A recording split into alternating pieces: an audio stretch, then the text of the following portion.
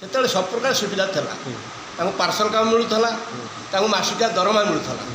ଆଜି ସବୁଥିରୁ କୁଲି ବଞ୍ଚିତ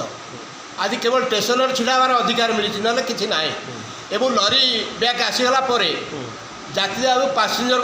କୁଲି ଆବଶ୍ୟକ ପଡ଼ୁନି ତା ବ୍ୟାଗ୍ ତାରଟା ନଦୀକି ଚାଲିଗଲା ସକାଳୁ ଜଣେ ବେକାରୀ ପାଠ ପଢ଼ି ଶିକ୍ଷିତ ଯୁବକ 5ଟା ରାତିରୁ ଆସିକି 7ଟା ଯାକେ ଛିଡ଼ା ହେଲେ ସୁଦ୍ଧା ବି ଟଙ୍କା 200 ହେବା କଷ୍ଟକର ବେପାର ହେଇଛି ତା ବିରୁଦ୍ଧରେ କେମିତି ଆନ୍ଦୋଳନ ହେବ କେମିତି ସେମାନେ ପ୍ରାପ୍ୟ ପାଇବେ ଆମେ ଭାବୁଛୁ ମାସିକ ଭତ୍ତା ସୁନିଶ୍ଚିତ କର ପାର୍ସଲ କାମ ତାଙ୍କୁ ଦିଅ ଗ୍ୟାଙ୍ଗ ମାନେ 10 ବର୍ଷ ଯିଏ କାମ କଲାନି ଷ୍ଟେସନରେ ତାର ଅଭିଜ୍ଞତା ଅଛି ତାକୁ ଗ୍ୟାଙ୍ଗ ମାନେ ନିଯୁକ୍ତି ଦିଅ ଆମକୁ ସେ ଦିଅ ପରିବାରକୁ ତମେ ଯୋଡ଼ ରେଲୱେ ପାସ୍ ଦେଉଛ ପରିବାରକୁ ଦିଅ ସ୍ୱାସ୍ଥ୍ୟ ବୀମା କାର୍ଡ଼ ଦିଅ ଯେମିତି ସେ ସୁବିଧା ଟ୍ରିଟମେଣ୍ଟ ହୋଇପାରିବ ସୁବିଧା ସୁଯୋଗ ପାଇପାରିବ ଏ ସବୁଥିରୁ ଆଜି କୁଲି ବଞ୍ଚିତ ହୋଇକି ଅଛି ନା ପରମାନେଣ୍ଟ ରେଷ୍ଟ ରୁମ୍ ଅଛି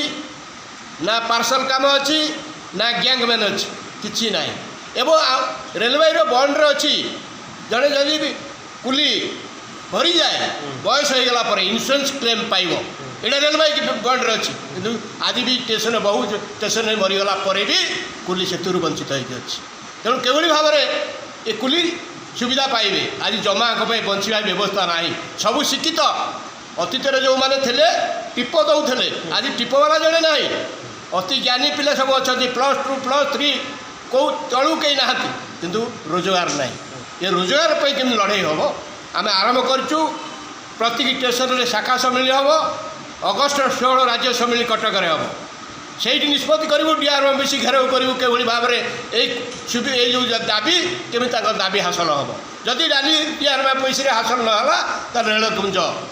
ଭୁବନେଶ୍ୱର ରେଳପୁଞ୍ଜ ଆଗରେ ବିକ୍ଷୋଭ ହେବ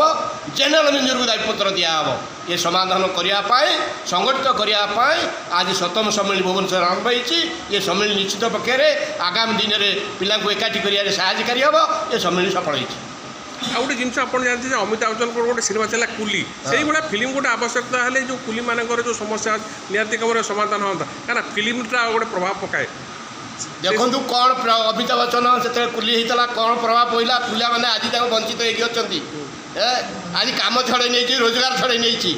ଆଜି କୁଲିମାନଙ୍କ ପାଇଁ ରୋଜଗାର ନାହିଁ କାମ ନାହିଁ କିଛି ନାହିଁ ସେଇଭଳିଆ କହିଲି 7ଟାରୁ ଆଉଛି 5ଟା ଯାକେ 200 ଟଙ୍କା ହେବା କଷ୍ଟକର ବେପାର